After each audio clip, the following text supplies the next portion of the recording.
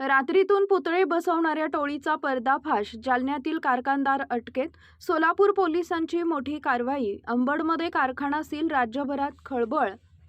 राज्यातील विविध भागांमध्ये परवानगीशिवाय रात्रीतून महापुरुषांचे पुतळे बसवून तणाव निर्माण करणाऱ्या टोळीचा अखेर पर्दाफाश करण्यात आलाय.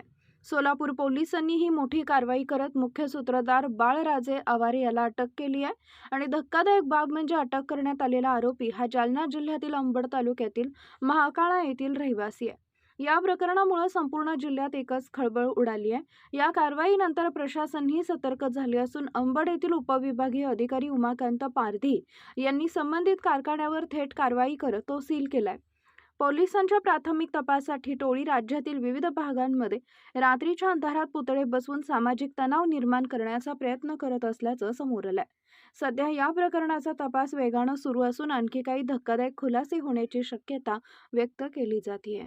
चुरमापुरी तालुका अंबड येथे गायरान जमिनीवर कृषी अवजारे केंद्र असं पत्र्याचं शेड टाकून पुतळे निर्मितीचं काम आणि तिथून ते स्थलांतरित काम करण्याचं काम सुरू होतं. अशी आम्हाला लेखी अहवाल सहाय्यक पोलीस निरीक्षक गोंदी यांनी उपविभागीय पोलीस अधिकारी अंबड यांनी सादर केली होती आणि त्याचं पडताळणी केली असता ते खरे होते.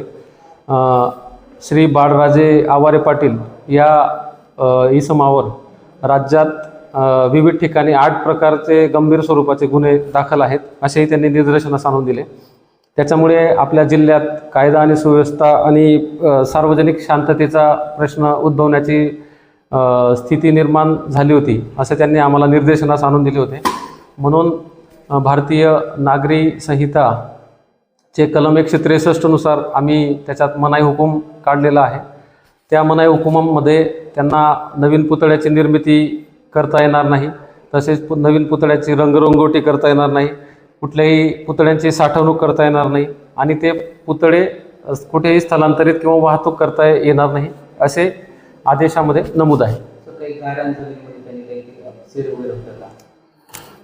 सदर जमीन ही गायरान असल्याचं पोलीस अहवालात नमूद आहे. त्यासाठी आम्ही तहसीलदार अंबड यांना आदेशित केलेलं आहे की सदर जागेची कसून तपासणी करून त्यावर MLRC कलम 50 प्रमाणे कारवाई करण्याचं आम्ही आदेशित केलेलं आहे आणि त्याप्रमाणे त्यांची पुढील कार्यवाही सुरू आहे.